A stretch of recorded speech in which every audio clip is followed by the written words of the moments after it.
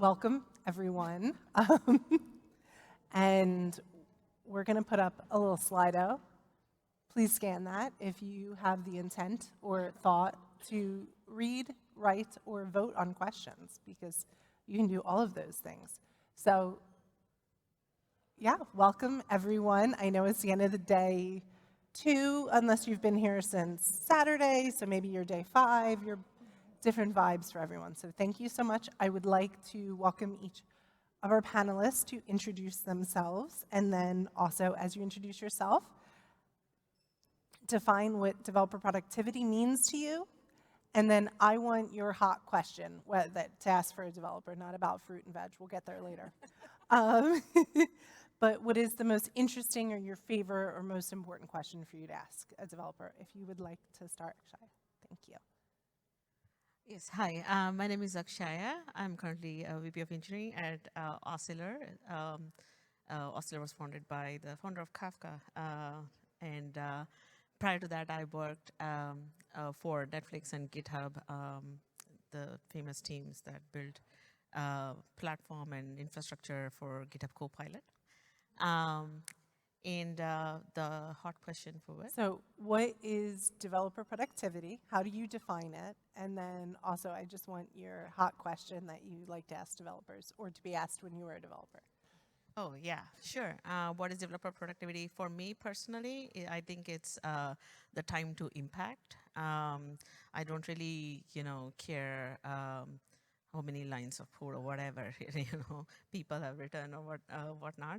In fact, we'll talk about that later. But yeah, reducing the friction while onboarding, and you just making everybody productive as fast as possible and reaching what the customers need and getting everything shipped out there. And the hard question. Yeah, hard question, fun question, whatever you want, because it's about asking your developers hint to give you how do you measure developer productivity, but continue. Okay, so I'm gonna, I asked the audience. What question do you love to ask developers? Has GenAI really helped improve your developer productivity? That's always there's always a debate whenever I go, but yes. Yeah, thank you. Helen? Yeah. Hi, folks. Really good to be here. 7th KubeCon, right? It's different. But yeah, I'm Helen Greul, VP of Engineering at a company called Multiverse, which is a tech company that identifies, closes, and prevents skill gaps by providing personalized learning on the job. And previously, I've spent a decade working with platform teams of all sorts, including Backstage at Spotify. So I've done all sorts of black magic and frameworks of measuring developer productivity. And I'm really excited to be here and to share it with you all and to also learn from this amazing panel. In terms of my definition of developer productivity, it's quite close to what Akshaya had. So it's time to value, basically, which is in my mind a function of efficiency, meaning in your day-to-day and satisfaction with your day-to-day job, as well as clarity on direction. So those 3 ultimate pillars of getting to value faster.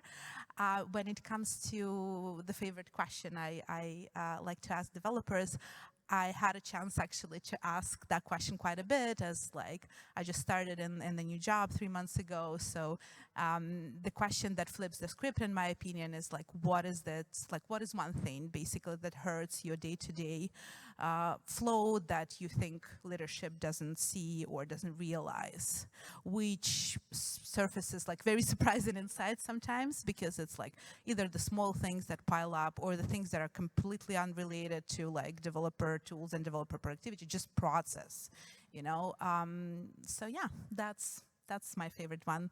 Over to you, Kat. Hi, everyone. I'm Kat Morris. I'm product manager at Syntasso. We build Cratix, which is an open source platform framework. So very into that productivity, how do you reduce the cognitive load space? Before that, I was a platform product manager at ThoughtWorks for 5 or 6 years. So I've been doing this a while. And to me, developer productivity, I'm a little bit fast flow team topologies nerd here, so it's all about reducing that toil to improve flow. So what's the waste in people's day-to-day jobs? What are the things that get in the way of doing something effectively or efficiently? So that's where my head's at. And I actually asked someone, shout out to Phil if he's in the audience, this question of like, what would you want me to ask you? Because I'm going to get asked, what's your favorite question? And he said, whoa, that's really hard. I'm going to need to think about it. And I'm like, that should be my favorite question. That's great. Like, what do you wish I'd asked you with respect to developer productivity? What's the question that you wish I'd have been able to ask you today?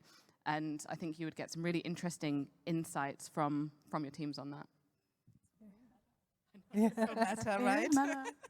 Hi, everyone. So it's KubeCon, and my voice is not in the room with us, but I hope you'll bear with me.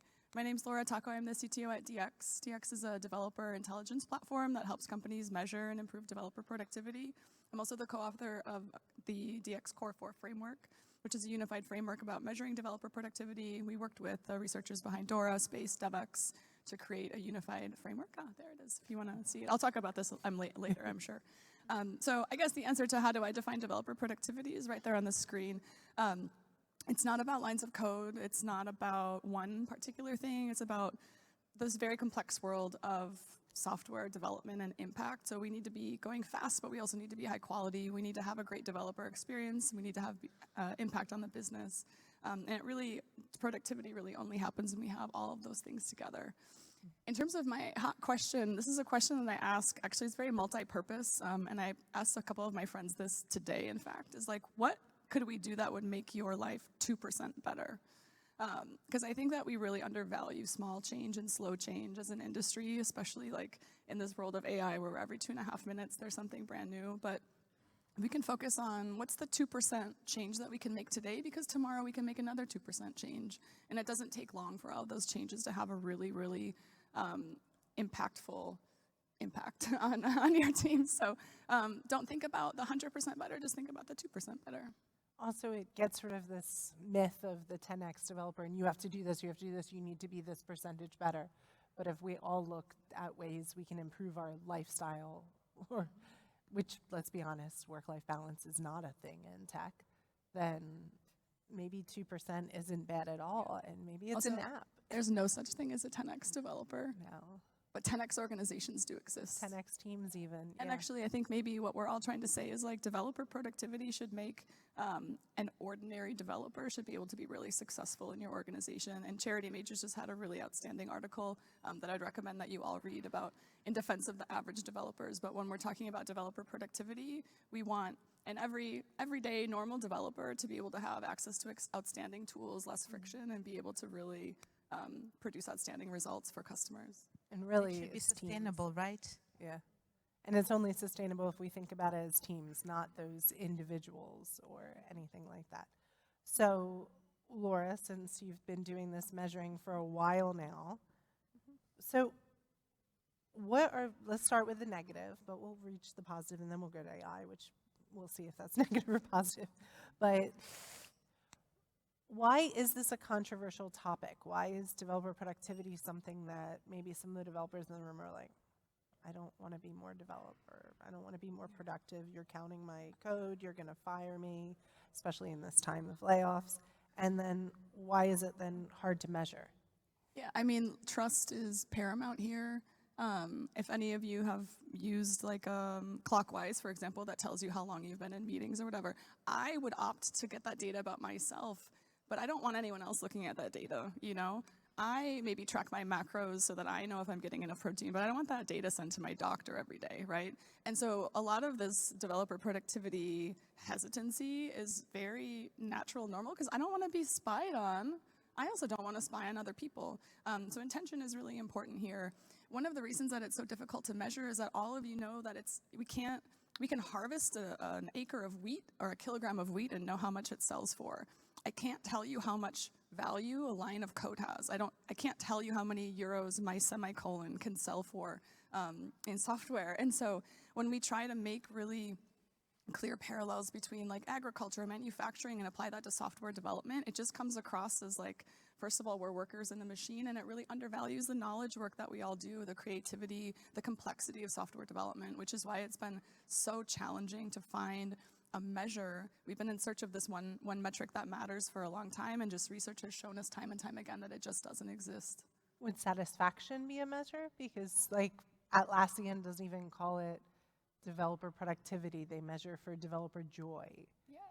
It's definitely an important component, but at the same time, we all don't work for coding clubs, right? We work and operate in the context of a business, and we have to be realistic about that it is important to have developer satisfaction, and retention is important, attrition is important, but we also have to balance that with the business needs in operating efficiently and having the right impact for our end users.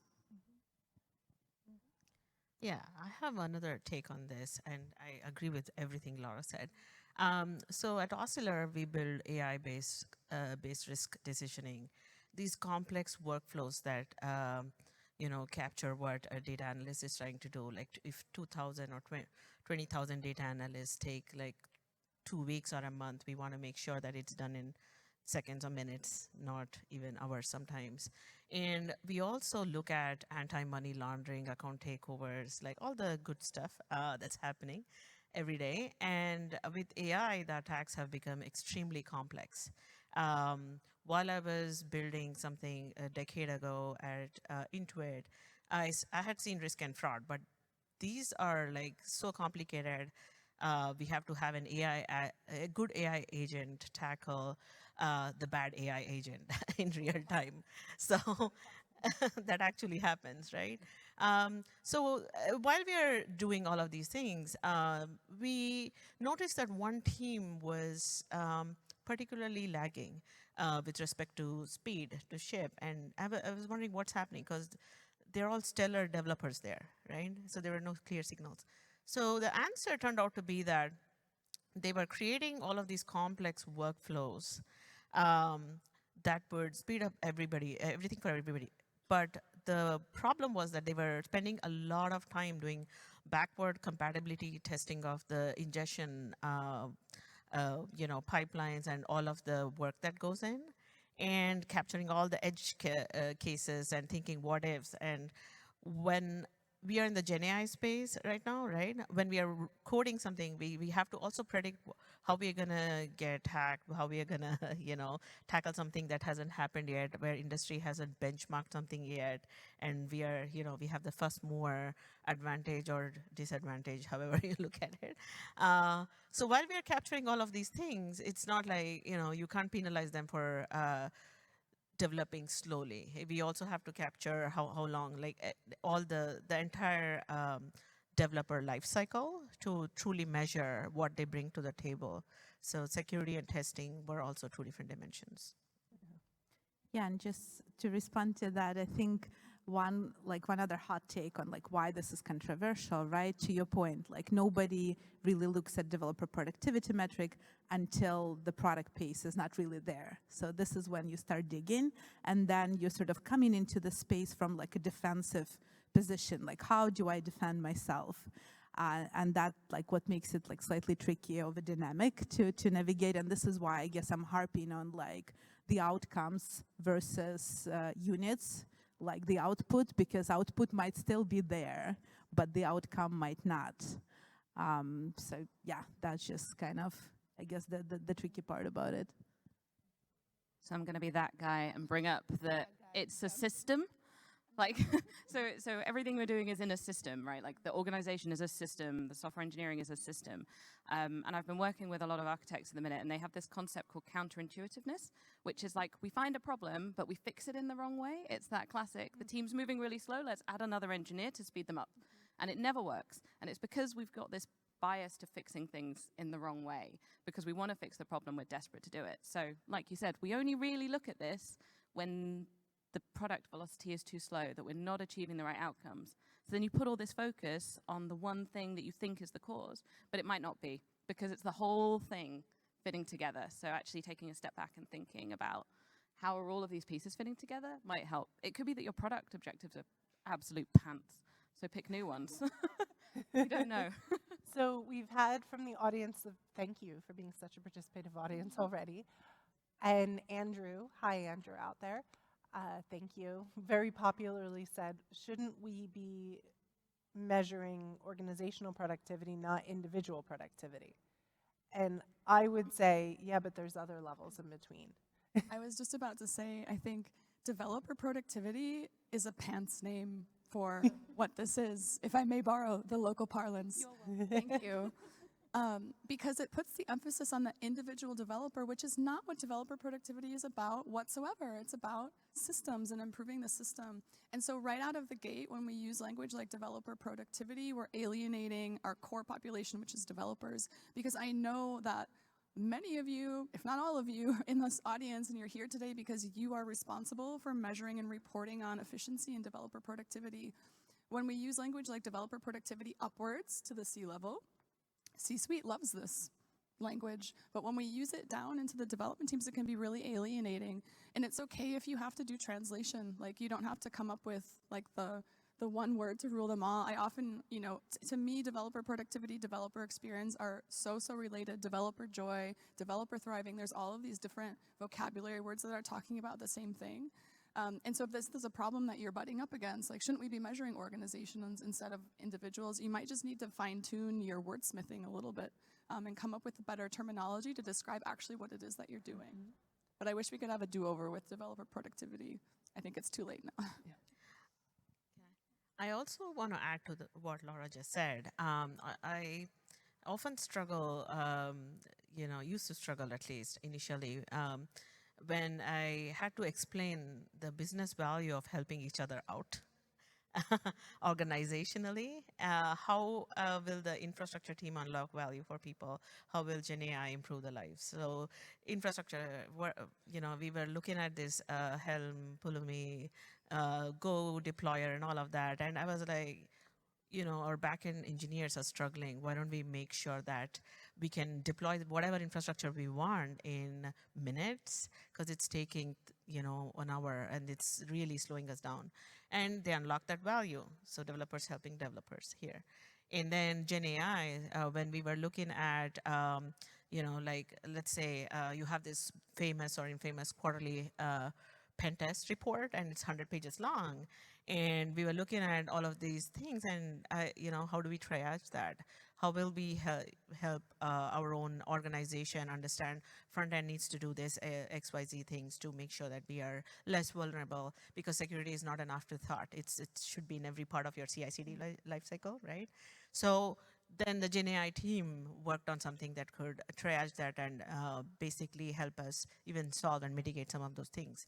The unknown unknowns. So we also, as leaders, have to make sure that organizationally we are building that culture where each team has been given enough scaffolding, enough developer tools, and is encouraged to build that for the other developers as well, so that we can all improve together. I often find that when you measure developer productivity, I always think like, so what? Like, what's the point? What are you measuring it for? What are you going to do about it? And sometimes we hire these very smart people to solve problems. Maybe they are the best place to solve the problems as well. Like, thinking about it more of like, how are you going to fix it? So to your point, helping developers helping developers. Give them the problem to solve. Let them solve it themselves in a way that makes sense for their team, because then at least they're going to use that thing if they've designed it the way that they want to. That's where my head comes with like some of those developer productivity versus org productivity. If you keep it within the developer space and they can fix it themselves, it kind of feels a little bit nicer rather than using it as an organizational metric. With that, one of the questions we have is, how do you convince stakeholders that investing time and money in developer experience will generate more income in the long run? So how do you then also, with that, how do you then decide, okay, but the developers have to fix their own stuff before they build something that goes to market right away? How do you, that is a stakeholder, because everybody's pressure is from up down, right? Yeah. And I wanted to bring up this slide for that question. So everything we do, I'm a huge fan of auditable, measurable metrics that are not like, derived from a textbook. These are all practical stuff, right? Not hypothetical. So how do you measure this? And no offense to any product managers here, but it was really hard to justify why we need to actually invest in building the DevEx or the explain the code gen impact until we actually put this into effect. So I remember asking this PM to give me a month to basically tackle something, and he kept on going, and so you just want a month to handle tech debt? Tech debt? This is not tech debt. I'm just, like helping all the developers improve. And this is basically, a part of this is what I used to actually explain how and why we need to basically unlock the value. And if you give me a month, I'm going to speed up your delivery or the thing that you want in September and push it up to June and see how it goes. And he held me to the fire. We didn't deliver in June, we delivered in August, but still, a win is a win. But yeah, the metrics here speak for themselves. I'm a huge fan of low cognitive load and fast feedback loops. That's basically, what I wanted to say. So with the idea, because I see a lot of questions still coming in, we're not advocating, I don't think any on the stage are advocating that we are measuring at the individual level and anonymizing it. Like, it's just not our vibe. I can say that right now. So as the co-author of one of these frameworks, and we work with the researchers behind Space Dora, DevEx, I can tell you right now, and I'll officially say it, do not measure this on an individual level. If you are using these metrics to do stack ranking of engineers based on their PR output, that is not what they were designed to do. That's weaponizing, and that's going to go downhill and do long-lasting damage to your organization. I can't say that plainly enough. I will say, like, we know the conundrum that some of you find yourselves in because you're being asked to do that. And I think that's what's really challenging about those of you that are in this room that know that it's the wrong way to do it, but you have pressure put on you to do it. And so whenever we're talking about, so for example, DX Core 4, if we're talking about PRs or diffs per engineer, this is always at an aggregate level. If we're talking about other like cycle time, we're never looking at how long it takes a particular like one developer to complete work or how, one individual ticket. It's all about aggregate and trends because again, we're measuring on the system level to improve the system. We're not using this for individual performance management. That's a whole other class of problems. So with that in mind, because how do we measure developer productivity? Because we're not against the idea of asking individual developers questions, whether in an interview or Pete's give them food is kind of a trick, newsflash, or doing regular surveys or pulse checks or quick little Slackbot pings. We're not against that. So how do you measure developer productivity? Like, we know now, we've settled on this idea that I think as a collective in this room, based on your great participation, we've settled on this idea that it's not okay to make people accountable at the individual level. Organizational productivity matters. I think team productivity matters. But what do you measure? There could be, even space is a bit, makes you a bit confused of how many, what are we measuring? Yeah, and I guess just maybe for the sake of like this audience being platform engineers, like a lot of you guys, I think kind of floating in that space, I think it might make sense to kind of bring that angle, which is like going back to like measuring systems, like how do we sort of increase the throughput in the system as opposed to throughput of individual. So the kind of measures that I think make sense in that context is perhaps like the self-serve approach, like how fast it is for you to get what you want without like 3-4 levels of like approvals, handovers, that kind of stuff. Like how easy it is to potentially like scaffold a new thing. Like how many people do you have to interact with to scaffold a new component? Those type of things. And like if you reduce it by just 2%, by 10%, by 15%, you can like 100% be incremental about it. That's the beauty of like working with throughput in the system. Like it doesn't have to be all or nothing. It can be like in phases. Come on, Laura, you know. Your life's work. My life's work, yeah.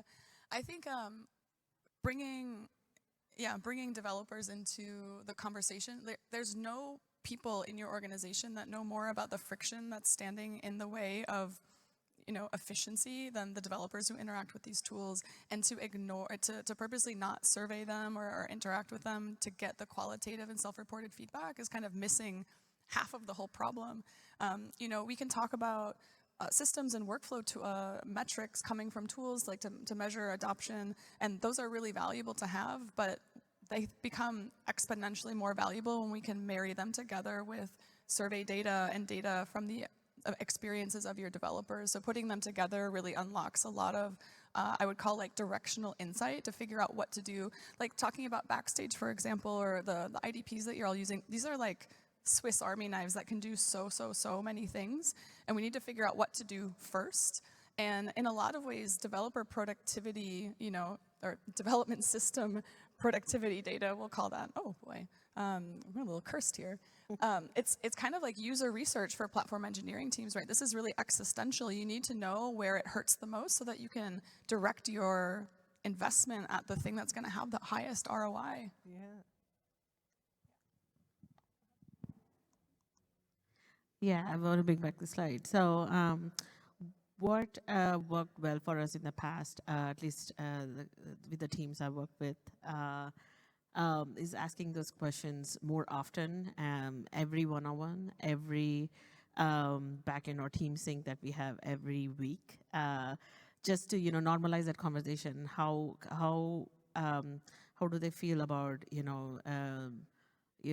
what did we do in terms of improving the audit log, of pipeline analysis, to how do you enjoy coding more, to did we actually compromise our SLAs, uptime, downtime, how did we improve from last week or yesterday, instead of waiting for quarterly. I'm not a huge fan of quarterly, whatever, the semi-annual survey that goes out. It's too late. And in the era of GenAI, that's too late. Companies have to catch up, right? And the context is not there. So this is basically how I measure developer productivity. We just, basically for each team, front and back end, did you improve workflows? Did you improve onboarding? With the scaffolding that we provided, with the paved path that we have, does your organization, coming back to organization, does your organization feel like a gated suburb, or does it feel like, pretty new city where you would love to explore on your own without being shackled? And if we see and improve this outcome, and if you are better than what you were a month or 2 months or 2 days ago, then we actually have improved. And then as we're winding down to the last minute or two, we could talk about this, and we do for hours at a time, which is great. Because it is true that this is a time of tighter budgets, and which is silly that companies are not investing in their developers because they're really expensive. So, and you deserve it. But with that in mind, what is some sort of metric that you should be measuring that can help companies understand that you need to invest in developer experience and in measuring it even? Because you can't improve what you don't measure. Yeah, I think maybe I'm not the right person to talk about developer experience index with having Laura on stage. Yeah. We got an index. But yeah, I guess as a user of DX, right, at a company, we use DX. That's kind of if you're looking for one metric, which is sort of silly, but that's kind of what a lot of people do, and that gets you in the door, in some of the senior leadership discussions of what is one metric that I should be looking at. I think developer experience index has both the sort of the dollar value translation as to why should you care, right? What's the impact on my bottom line, as well as a measured 4-pillar kind of foundation to it. So you have a balanced view, and also it answers as to why you should care, right? But yeah, I'm sure you have things to say about it, Laura. Another thing to think about, and this might be a bit producty of me, is the cost of delay. So if your teams are not being as effective as they could be, that is an opportunity for other companies to overtake you. Because if you're being slow, someone else is going to be quick. So figuring out how long things are taking, what are you giving up by doing it? What can't you do because you're too slow? And by investing in that productivity, you get that cost of delay lower, and you can be more successful as an organization. Yeah, in the previous slide, there was one mention of revenue per engineer. Yeah. That is something that we look at because engineering and R&D is a percentage of revenue. They're both related. So I just wanted to concur with what you were saying, and yeah, that's pretty much it. And let's be honest, frustrated developers, it's expensive not only to have developers, but to hire them because the ridiculous hiring processes we do. So these are really costs of just knowing retention, and what's frustrating developers has a bottom line. So I thank you, my fantastic panelists, and I thank you, the great audience. Please do connect with us on LinkedIn. We are all 5 of us sharing about this topic every day. We're really excited about it, and we hope you may leave a little more excited. And if you're on the side of, as you're a developer, please make sure you give yourself a voice, that you can feel speaking up. And if not, look for another company. Because if you feel like your developers as a manager don't feel comfortable speaking up, well, you got whole other problems with psychological safety, and this isn't going to work. So you got to get there. Thank you all very much. Thank you. Thanks, Jen.